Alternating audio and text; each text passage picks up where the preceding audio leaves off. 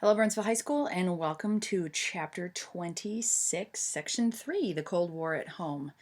We're going to talk today about the government efforts to investigate the loyalty of the U.S. citizens. We'll explain the spy cases of Alger Hiss and Ethel and Julius Rosenberg, and we'll describe the efforts of Joseph McCarthy to purge the nation of communism. So, Cold War at Home. Just to get us caught up, after World War II, we have communism versus capitalism. We've talked a little bit about this in class. There were two superpowers: the United States, who wanted to encourage democracy, gain access to raw materials, rebuild European governments, and reunite Germany. So that's what the US wanted to do. And then the USSR wanted to encourage communism, rebuild the war-ravaged economies in favor of the Soviet Union, and control Eastern Europe to protect the Soviet borders and to keep Germany divided, because a united Germany was a strong Germany. So the Soviets were used to being invaded, and they set up things that were called satellite countries, and they ended up being the former Soviet republics along the border there. So there would be kind of a buffer zone for the Soviet Union. So if the Germans attacked again, they would actually be attacking Estonia or, some other country there that before they actually got to the USSR. Yeah, so let's go Cold War at home. We had a tremendous fear of communist influence as a result of the end of World War II and this kind of division of countries between the Soviet Union and the United States. There were 80,000 registered communists during World War II in America. So it was a political party, and anybody could be involved in it if they wanted to be, and would follow the philosophies of the Communist Party. But it didn't do anything to help our fear that we knew that we had communists right here in the United States. There was a situation where some state workers had stolen classified documents and gave them to a pro-communist magazine. So the magazine ended up talking about these documents and writing about it, and so people started to kind of second guess the state and government people and people who were involved with anything that had to do with communism. There was a situation where at the Soviet embassy, a clerk had documents showing that a spy had given U.S. secrets to the Soviet Union. So we have these cases where people are taking information from the United States and giving it to the Soviets, and it really doesn't help to kind of quell our fear about the Soviets. People were afraid that Truman was soft on communism. He didn't have the diplomatic skills that FDR did, but they were afraid that he wasn't doing enough to help kind of alleviate this issue of communism. He did pass the Truman Doctrine, which was aid for countries who rejected communism, so primarily Turkey and Greece, but they gave $400 million to spread aid to countries so they could fight against communism. The Marshall Plan was passed. Secretary of State George Marshall, was going to give aid to any other European country that needed it. So they were giving aid against hunger and poverty, and so we were supporting countries that were anti-communist. The Berlin blockade, the Soviets were in charge of one section of Berlin, and so it resulted in the Berlin airlift, and we dropped food onto the Soviet side because they weren't adequately feeding the people that were in the Soviet quadrant. In 1949, NATO was formed. So it was 10 Western European countries plus the United States plus Canada. And NATO, the idea behind it was if you attack one country that was involved, you attacked all of them, and they would all converge and fight against this enemy. So conversely, in 1955, they passed the Warsaw Pact, which was the Soviet Union's answer to NATO. So it was the communist version of the Warsaw Pact. But at any rate, getting back to Truman. Okay, picking up with Truman, he did a couple things domestically to help kind of get rid of some of the communist fear, or he thought he was helping get rid of some of the fear of communists. First of all, he set up a loyalty review board, and what this did was it was a group of people who called suspicious or people who were suspected of being communists up against this board, not physically, but to be reviewed by this board. And over the course of the existence of this board, 3.2 million people were interviewed or investigated, and only 212 of them were security risks or were found to be security risks. 2,900 people of this group did resign and were not investigated because they were so annoyed by the process.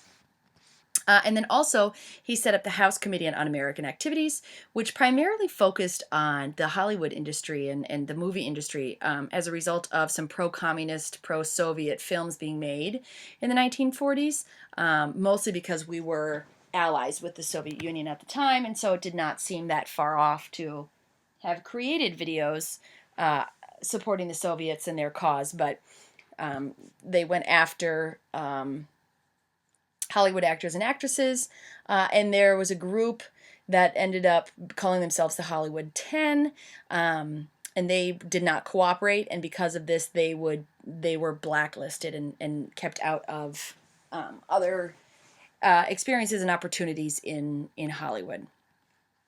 There were a couple major cases that happened. Alger Hiss was accused of being a spy by a former Soviet spy, and the former Soviet spy produced government documents that he alleged were typed on Alger Hiss's typewriter. It had been too long, or too much time had passed for them to charge him with espionage, so they charged him with perjury, saying that he didn't tell the truth when he was talking about how he hadn't handed off these files to the Soviets. And it was a very up-and-coming Republican congressman who pursued these charges. So Nixon was the one that kind of pushed it, and incidentally, less than 5 years later, he was the vice president of the United States, probably as a result of some of this exposure and fame, as he became known as a commie catcher. Julius and Ethel Rosenberg. The Soviets ended up getting nuclear bomb technology, earlier than we had expected or given them credit for. We didn't anticipate that they would have this information as early as they did. So, of course, somebody had to have given them the information because the Soviets couldn't have figured it out on their own, right? So, the Rosenbergs were well-known anarchists and communists, and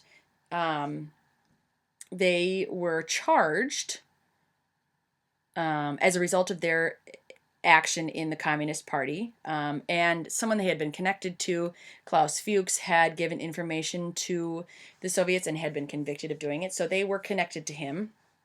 And they pleaded the fifth when they were questioned. So they were convicted of espionage and given the electric chair, only to later find out that they had probably not actually been involved. So there was a lot of attempts to try and save their lives.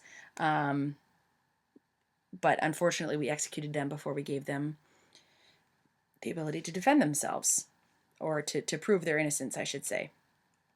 And there's Ethel and Julius Rosenberg on the left, and Nixon, a young, strapping Nixon, on the right. There's some video for you, or some pictures for you.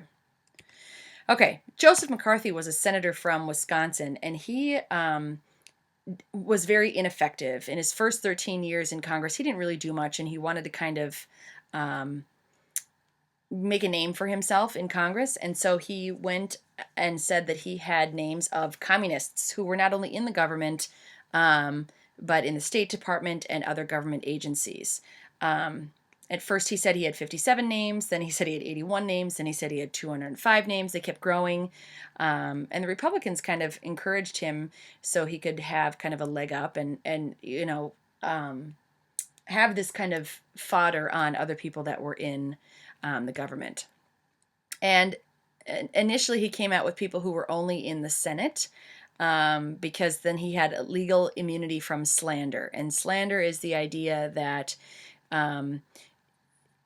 you are bad-mouthing someone or tainting someone's name or reputation falsely. So if someone went around and said that I was a baby killer, it could ruin my chances at keeping my job and getting another job especially if they spread the word outside of the district or to other districts where I could be applying or whatever. But so anyway, it's illegal to do that because it's ruining my reputation, and it's falsely ruining my reputation. So he was immune from being charged with slander because he kept it initially within Congress.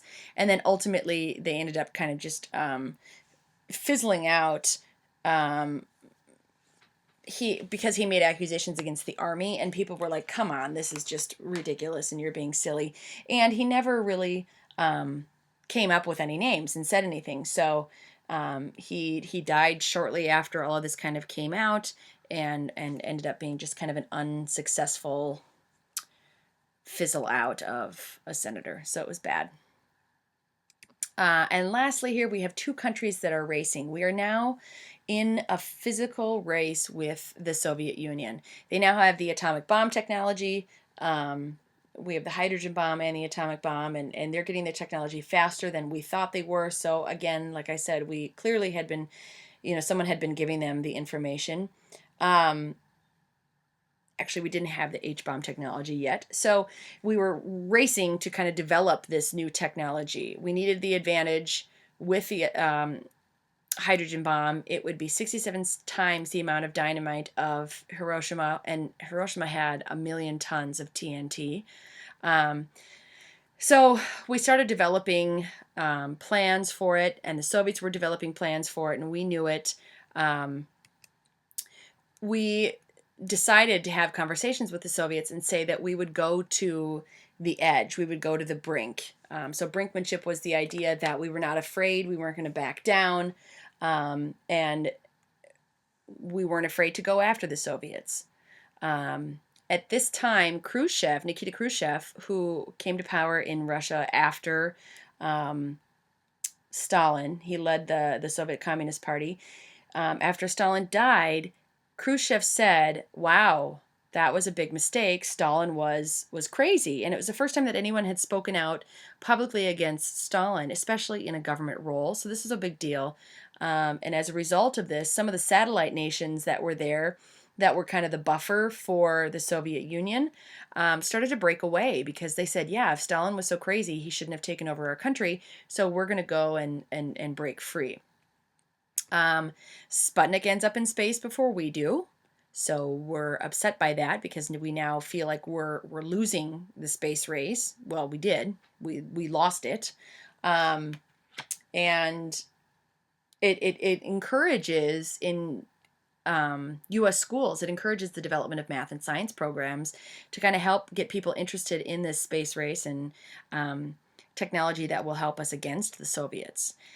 And then lastly, in 1960, a U-2 plane is shot down over Russia, which ends up being a terrible start to the decade. Kennedy is newly in office then, and we had a spy plane there. We weren't supposed to be spying on the Soviets. It was shot down, so our issues with the pilots.